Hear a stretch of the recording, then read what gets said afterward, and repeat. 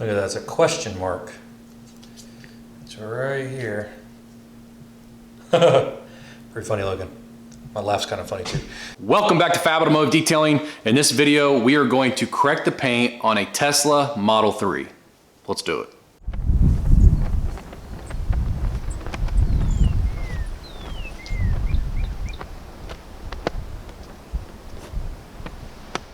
So before we get this video started, if you like detailing videos, product review videos, paint correction videos, ceramic coating install videos, videos like that are interest to you, go down below, hit that subscribe button real quick, and then turn on all notifications. That's a little bell right next to it, and so you don't miss any of my future uploads.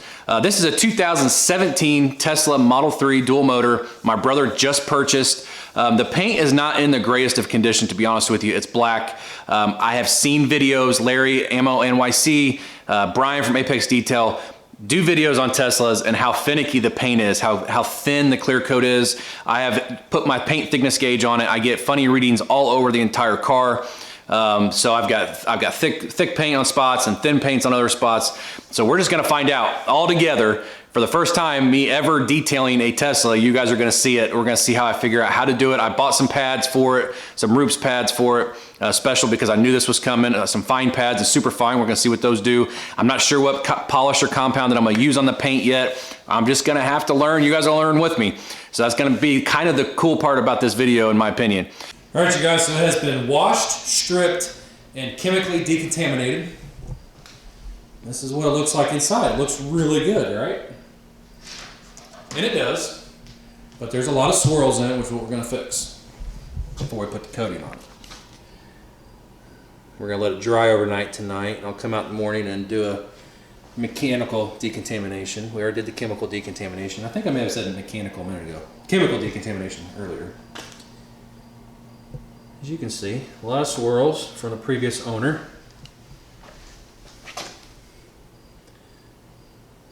This is my brother's car, and he just got it.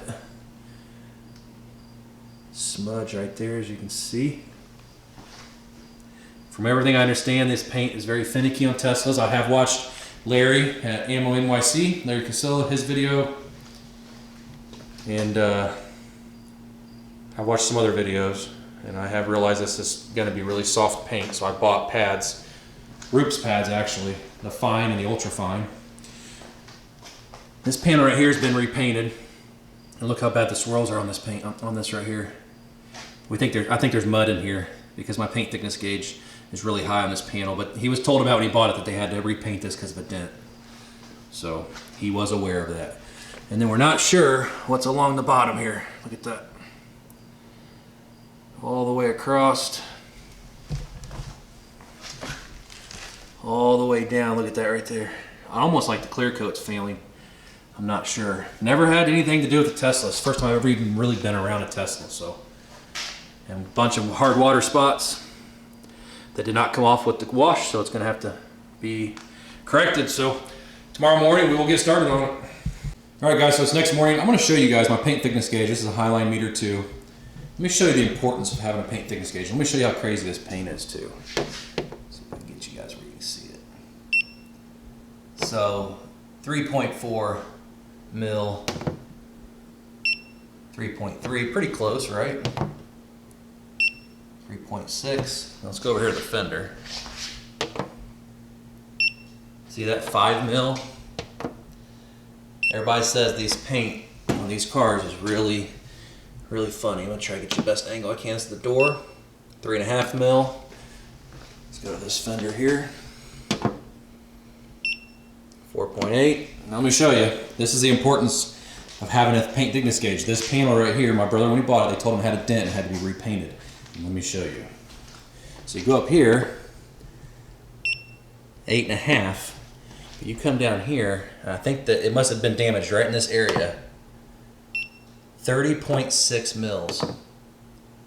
That is really thick, and then 11.8. So I think the dent was right here. 39.5. Because we come down here, they probably cleared this whole spot, right? 8.3.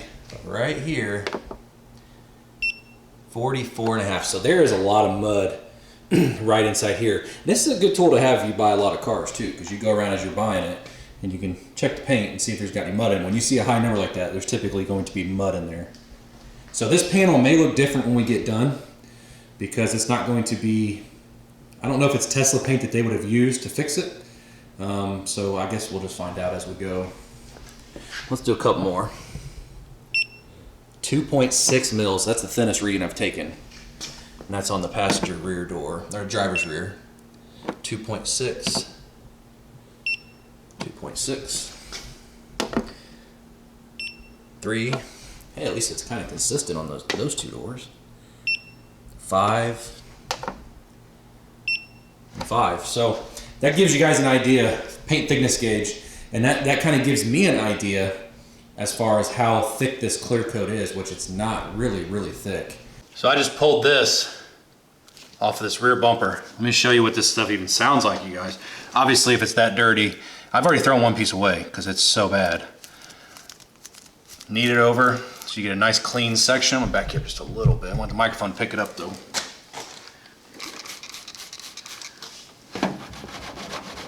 Hear that?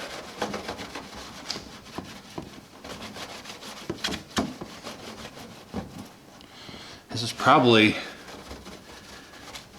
now the worst clay or contaminated car I've ever done.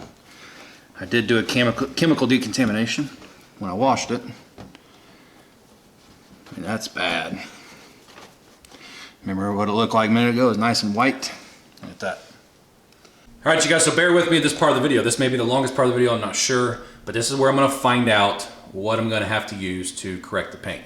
So let me show you what the paint looks like before. And we're back on the passenger rear quarter panel. It's a good place to just, I like to do testing if I have to test. Okay, so as you can see, a lot of swirls. I'm gonna do it probably just this small section over to the light, the back of the light. As you can see, oh, I'm not watching my camera, I'm sorry. As you can see, just a lot of spider webbing. This back here is not terrible, but this is gonna give me a really good idea. So what I'm gonna use first is I'm going to use 3D1 with a Rupes fine polishing pad. I don't know if this is going to, how much this is going to do. We're going to find out. I hope it works great. That'd be awesome. But if not, I'm going to step it up to a Buff and Shine Eurofiber 50/50 pad. We'll see what happens with that. So, and then if I have to go any more aggressive than that, we'll do that. But first thing I want to do, and I forgot to grab it, sorry.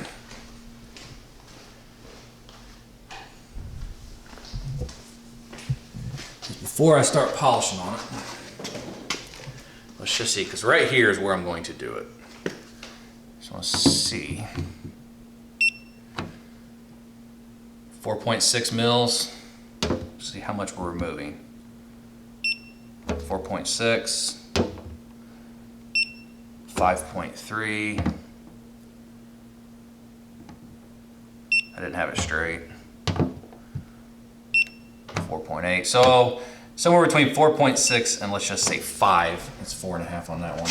That way we can kind of get an idea how much clear coat I'm actually removing. So let me get you guys set up in the tripod, we'll get going. All right, so I'll probably be in your guys' way a little bit. I'm gonna use my Max Shine M15 Pro Series 2 with the Rupes pad and then the 3D1. I've already shook up really well.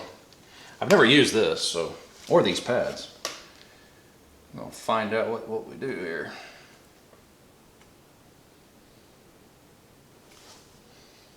This is more than what's needed right now, but I want to make sure I get it good and primed. We're just going to do 2 passes at fab speed, my speed. We're just going to see what kind of results we get.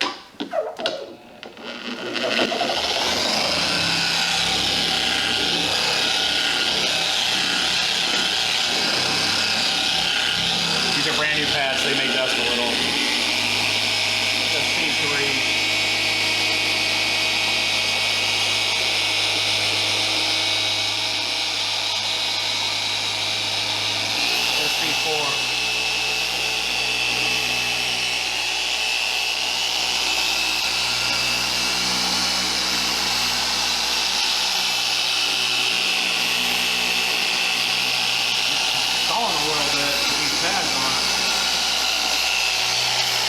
You guys can see that or not.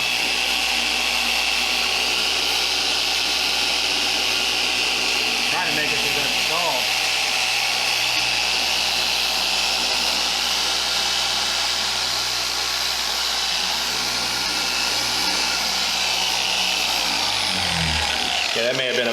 bad test. I may have to go get my G21. That thing keeps stalling with with those pads on it. I'm gonna lightly, I don't want to add any more imperfections than what's already in here.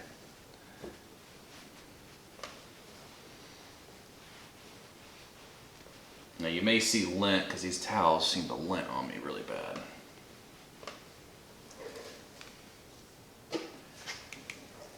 Yeah, I don't know what's up with these towels.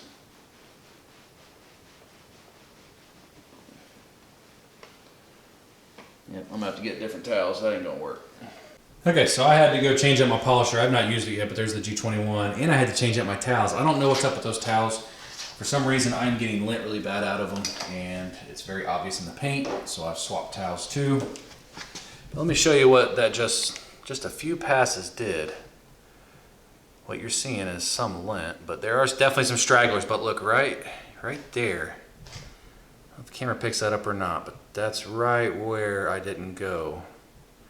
So we're making improvements, and making improvements with a soft pad is a big bonus. So what I think I'm gonna do, I'm gonna switch to the Euro fiber pad, and we're gonna see what happens.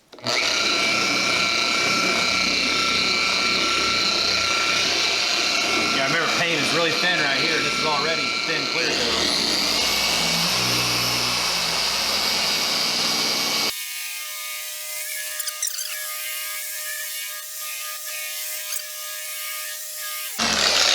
Once again, remember, this is just testing to see what it's going to take to remove it.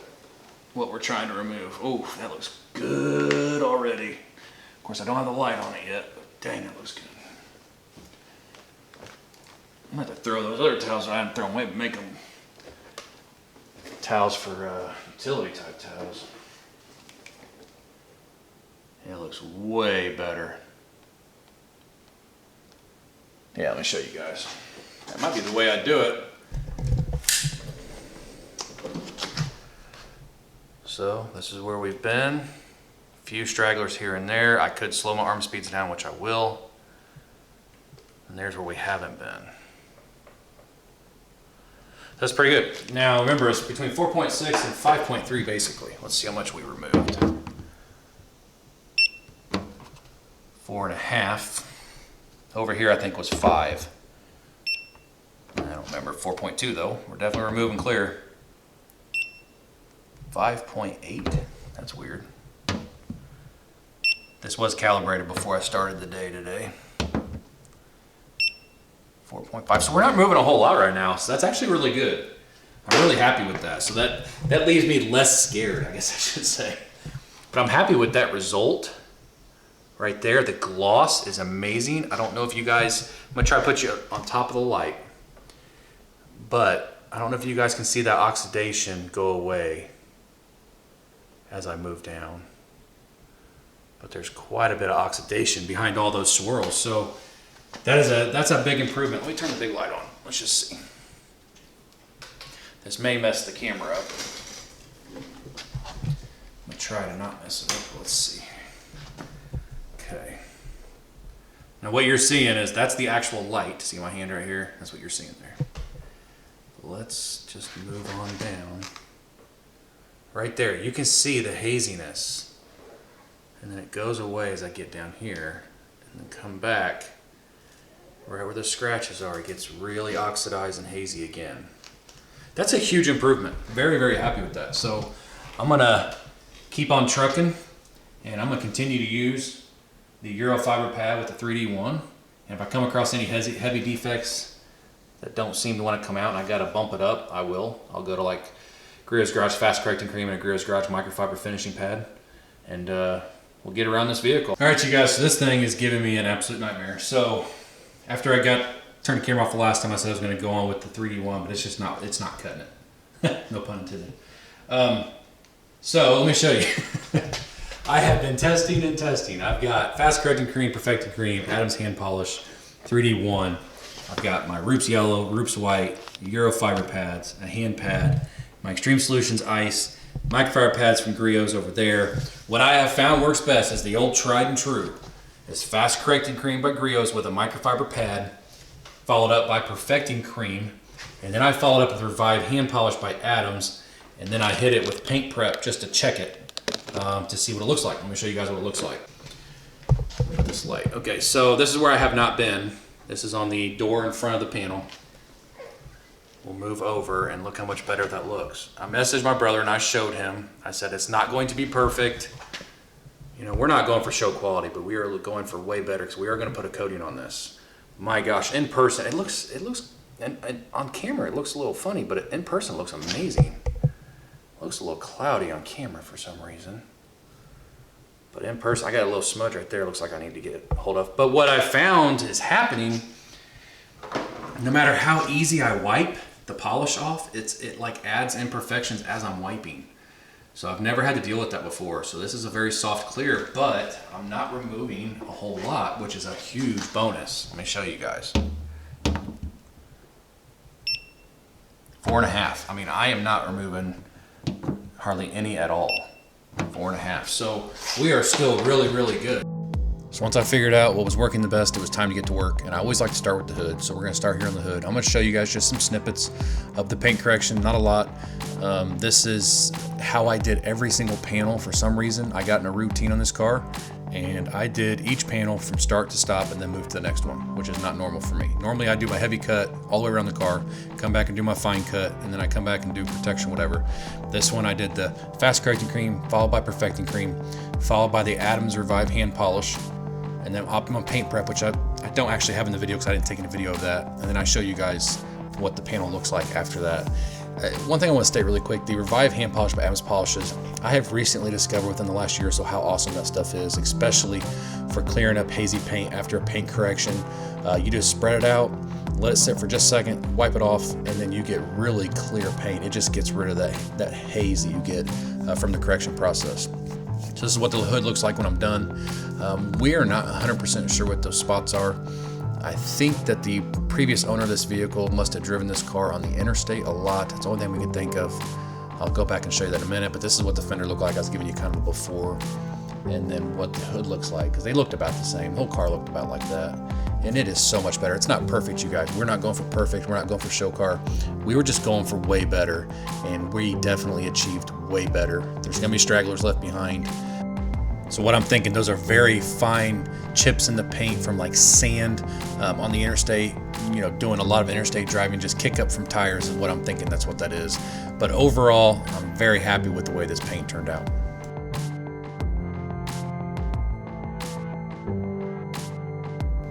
So as I worked my way around the car, you guys, I just took my time and just worked the panel and just went step by step by step on each panel and finished each panel, moved to the next. I'm just going to show you a few clips here of different panels that I did and the results. Like right here, you can see it's hazy, but it's so much better than it was before. You guys saw in the previous clip on the hood how bad that fender was. And this right here, I put this in here because this is the best way that I have found on a lowered car like this, where car's that low to the ground, to actually get down and polish or paint correct the lower panels, the rocker panels and stuff. That's the easiest way for me. It's just lay on my side and do it like that. And this next clip coming up here, what I did is I switched to the Meguiar's microfiber cutting pad just to see if I could get any different results with that over my Griot's Boss microfiber pads. It did a fantastic job, but it did about the same as my Griot's pad did, but it was worth a shot because you never know, it could have done better. As you can see here, the paint looks absolutely amazing. That's just with the heavy cut, because you're gonna see, look at the oxidation now over here and the swirls. It just turned out really, really good. All right, so this is the panel that has been painted since, you know, it was new because there was damage here. So let me show you guys what this paint looks like right now. See all these swirls? I'm very interested if it's gonna be hard or soft, but I'm gonna treat it just like I am the others, the same way. And we're gonna see how well it turns out. I'm just gonna show you the heavy cut is what I'm gonna show you.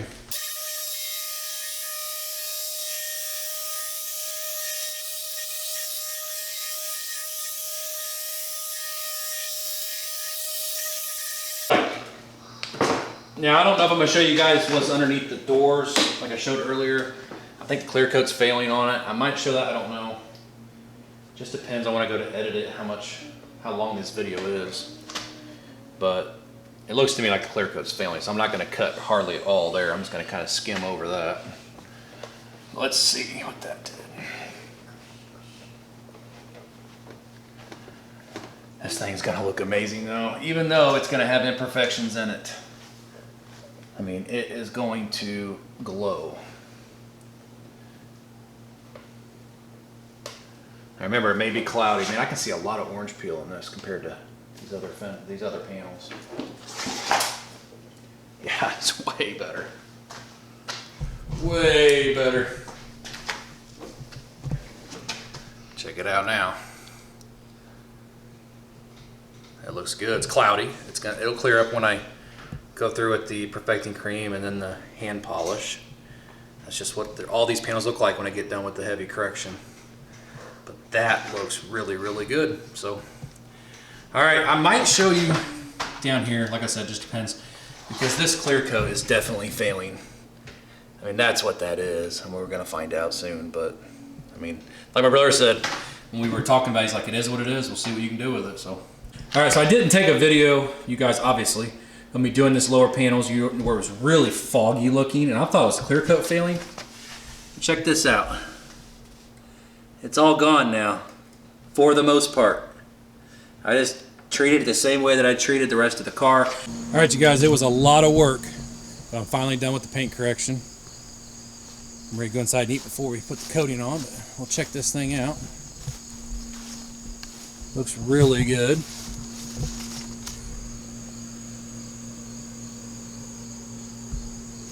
Really happy with what I was able to get out of as far as the paint correction is concerned. As bad as this paint was, it is a humongous improvement over what it was before.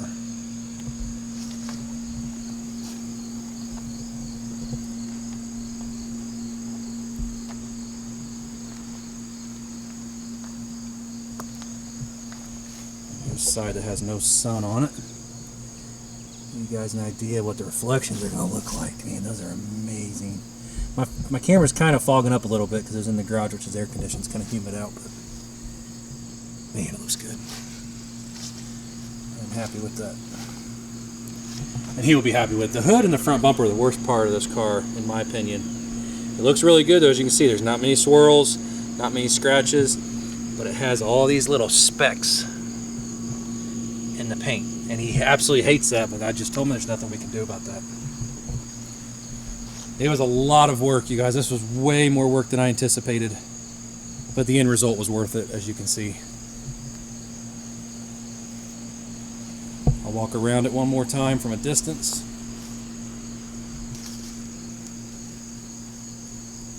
Gloss is amazing. Let's look at this trunk. It is a little dusty. It got dusty from being in the garage this whole time. I blew it off, but not very well apparently.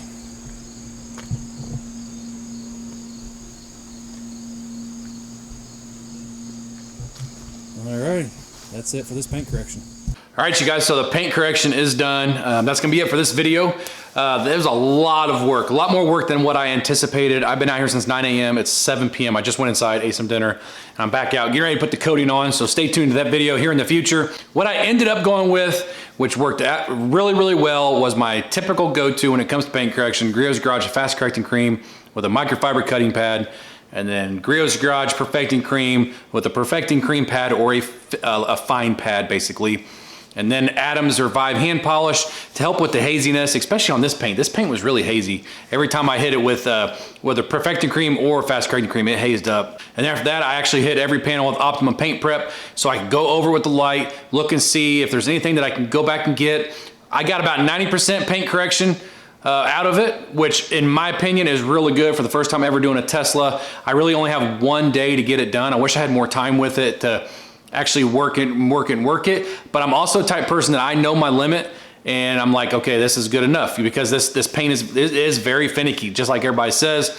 I dug into it and I got it looking as good as I possibly can get it. And my brother's gonna be extremely happy when he sees it because it is so glossy. I don't know what the video is going to show out there, but I did notice that after I got done with the video and I walked around, there was still quite a bit of dust on it. So I got to wipe all that off here before I put the coating on. So hopefully it didn't show too dusty in the video, but if it did, then now you know why. Is because there's a little bit of dust on there from it sitting in the garage all day long, because it did take me a good 8 or 9 hours of paint correction to get this car done. And I would have thought it'd been a lot less time than that, because I don't even have a roof to even do on this thing, but it was a lot of work. So I appreciate you guys watching. Not my typical type video for sure, but I thought it'd be interesting to show you guys what I had to do to get this car to look the way that it did, because the next video will be installing a graphene coating on this car. So thank you so much for watching the video, you guys. I really appreciate it. If you liked the video, give me a thumbs up, hit that subscribe button, join the Fab family. We'd love to have you, and we'll see you in the next video.